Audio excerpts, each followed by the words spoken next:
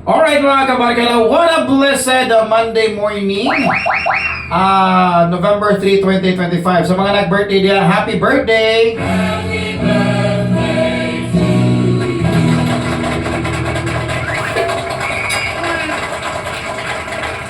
Alright, inintag na sa kabuntagon nining adlaw nga Lunes mga kabarkada. Atong hisgutan, kaning gitawag nato og proof nga love ka sa usa ka tawo. Pruweba nga love ka sa usa ka tawo. Nindot siya ka topic mga kabarkada kay bago lang nahuman ang November 1. Bago lang nahuman ang November 1 sa itong mga minahal sa kinabuhi nga nitaliwan na nining physical nga kalibutan. Now, it goes like this. Kaya ba mo mga kabarkada nga ang kaning gitawag na tuog pagpruweba sa gugma, dili ra kay sa kay kausa may tabo. Dili ra kay sa ka usa ka higayon may tabo. Kung dili, it is a lifetime system nga hangtod na pa kay gininhawa, imong itribukar, imong ipakita ang gugma nimo ngadto sa usa ka tawo. Sa diri ko ngano naghiskot magkaanang kabuntagon. Tungod kay recently, atay November 1, ang mga minahan nato sa kinabuhi kung madunggan ng yun nila inyong mga yango-ngo, inyong mga hilaka, inyong mga danguy-nguy, dito ma-feel nila unta katong buhi pa sila nga you really care about them. Pero subok kay pamanandungon nga usahay samtang buhi pa ang tao, dili ma-appreciate o dili mapakitaan og gugma, dili mahatagan og saktong gugma kay abusahan ang gitawag nato og gugma. Kay lagi nagsalig lagi nga pinangga, kay lagi nagsalig lagi nga kumasayo pasayloon permanente, kay lagi nagsalig lagi nga kanang sayahang batasan, nagsalig lagi nga dawat kay batasan og sabton sa permanente, moabot ang panahon nga moabusar pag-ayo.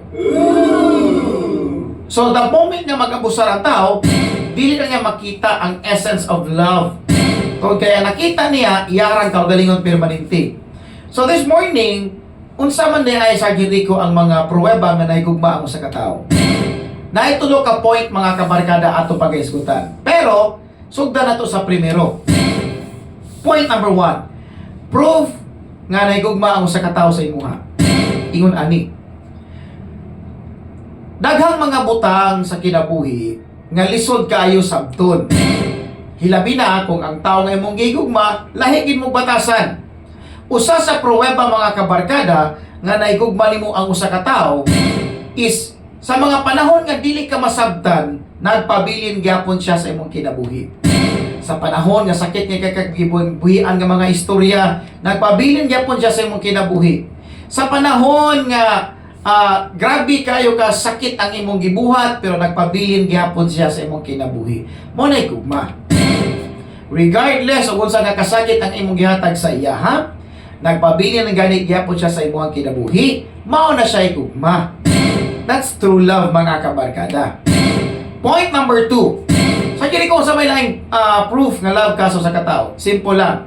Point number 2, gidawat kaniya og unsa og kinsa ka, regardless sa imong status. Kanang acceptance, meaning ana true love di kaniya. Kay gidawat man kaniya sa imong mga flaws, sa imong mga imperfections, sa imong mga kasaypanan, sa imong batasan. You are accepted wholeheartedly. No, so itong primero kani mga kabarkada, kanang wa ni biya ang tao nimo in spite of di ka masabtan. Ang gitawag na is consistency sa gugma ba. Number 2 mga kabarkada, kanang gitawag og acceptar sa kung unsa ka o kinsa ka. And number 3 mga kabarkada, ang tao nga naigugma nimo, ang pruweba ni ini is kana ganing kaybaw siya nga masakitan ka aning butanga pero imong gilikayan. That is love mga kabarkada. Kay bisag unsaon nimo og lalis kung makaybaw mo sa katawo, uy, dili di ko ni buhaton di ay. Kay masakitan man din siya kung ako ni buhaton. So meaning concern siya sa imuha kay masakitan man ka. The moment nga masabtan niya nga hunungon ako ni akong gibuhat nga makapasakit sa iyaha kay pinangga man ako siya, love man ako siya. But the moment nga kaybaw ka nga gasigi kag balik-balik sa imuhang kasaypanan nga sige lang ka pangayog sorry sa susamang kasaypanan. In short, wala ka nahigugma. Tungod kay, wala man ka mausab for the better. Ang tao nga tinuod nga nahigugma, okay na. Nakita na niya nga, nasakitan na ang tao nga yang gigugma sa iyang batasan. Nakita na niya, o niya, naa siya gitawag na to common sense, nga masabtan niya nga, uy, kinahanglan din akong dili na ni usbon. Kay masakitan man din yung tawhanan nga akong gigugma. Kaluoy sa akong gigugma nga, nasakitan siya sa akong gibuhat. In that sense, true love na siya mga kabarkada. Nakasugat na ba ka na? Congratulations kung nakasugat na ka na. Atong tagsa-tagsaon. Number 1, balik na. Naigugma ang tao sa imuha prove na nga bisan pa man sa mga panahon nga dili ka masabtan, naagya po dyan sa imuhang kinabuhi. Point number 2, sa imuhang status, either unsa man ka, adunahan man ka, or kabus man ka, or bisag unsa pay status imong dagway, nabay diferensya imong noun, nabay diferensya imong lawas, or shall I say mga PWD ba ka, or di ba ka kanang gitawag nato og nabakay gamay. Regardless ana mga kabarkada, dawaton ka sa katawo kay nahigugma man siya nimo. Number 3, balik ko lang ko, ang tao nga nahigugma nimo mga kabarkada is kaning gitawag nato og way kinutuban ang paghatag og pasensya sa imuha. Malimta na lang ang iyang kaugalingon para lang nimo. So huna-hunaan lang ginapagay mga kabarkada ang mga tao sa imong palibot nga tinuod nga naghigugma nimo. Kaning tulo ka butang mag-uban gini siya permanente, no? Magkuyog-kuyog gini siya nagpermanente. Again, ang gugma dili ni siya masukod sa material ra nga butang mga kabarkada. Di ni masukod sa mga material ra nga butang. Bisag ni hatag pa ka og Lamborghini diha sa katao, kung ang sukdan na to gugma, bahalag magsakay na lang ka og bisikleta basta tinuod nga gugma. Mao na diya ang nakanindot sa gugma mga kabarkada. Pero sad to say, ang mga tao ang ilang gugma is ang expression is pinaagi nila man sa material nga butang. Unya panahon nga masipyat ka, buy-buy diri, buy-buy dito. Then that is not love. Mga rason nga ipakita na ko nimo nga ang tao anay gugma nimo, dili na maka-maintain sa peace of mind. Makabantay gani ka nga kaning tao nga imong gihigugma, wala nakatampo sa imong peace of mind. Kaning tawhana wala gini nahigugma nimo. Mahimong naibog ra nimo, pero dili gyud nagugma ang basyanan og barometer sa iyahang impression o sa iyang gibuhat diha nimo. Tungod kay ang tinuod gyud nahigugma, aware siya mga kabarkada nga masakitan ka, busa dili na niya ang buhaton. Aware pod siya nga kung iyaning isulti o iyaning buhaton sa imuha, aware pod siya nga mawagtangan ka og peace of mind. Ingon ana ang tinuod nga nahigugma. Anya, lastly mga kabarkada, kung nahigugma ka sa katao, tao man ka, dili man ka hayop, dili ka kahoy. Kung nakita nimo nga nakatoxic ka sa imong batasan ug sa imong kaugalingon ngadto sa tao nga imong gihigugma, nakita nimo ba nga toxic na di ay ka? Kay bawo ka mag-usab. Tungod kay na-feel man nimo nga luoy ang tao nga imong gihigugma. Kay sa matag karon og unya, siya ang magpas-an sa mga batasan nimong way lamig. Luoy kay siya. Nahigugma ka, i-prove na imong love. Kaya ang gugma mga kabarkada, simple ra gyud kaayo. It follows an action. Without action, your love means nothing. Sorry ka ng sorry sa mga butang na imong gibalik-balik o pagpakasayop. Same thing as wa kay respeto o wa kay gugma sa katao. Example number 1. Ingon ani ron. Gisagpa nimo ang usa ka tawo. Nangayo kag sorry, kay nagugma man ka. Gidawat imong pagpasaylo. Pag kumanog daw sa pasaylo, gisagpa na pud nimo ang tawo. Nangayo na po kag sorry.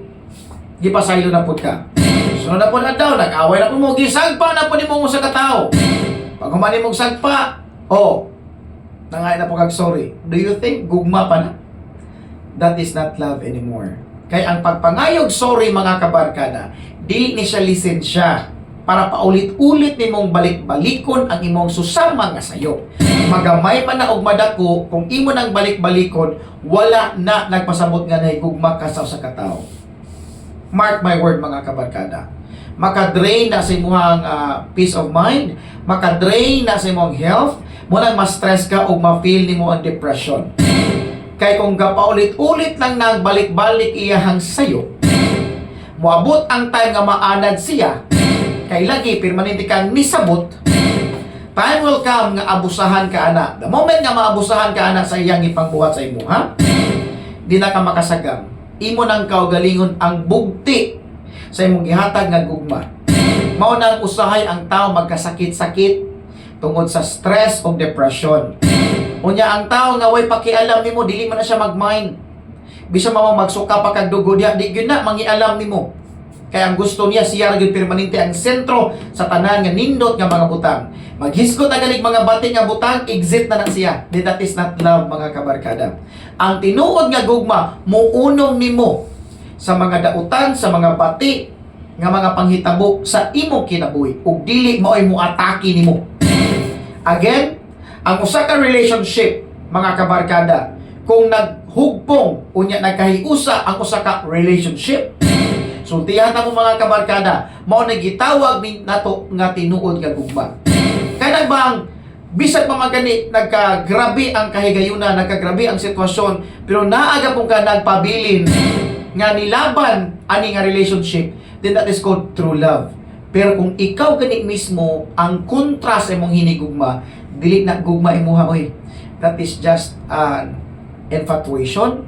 That is just a feeling nga pwedeng mawala karon ug niya. It is just kaibog na imong na-feel anang tawhana.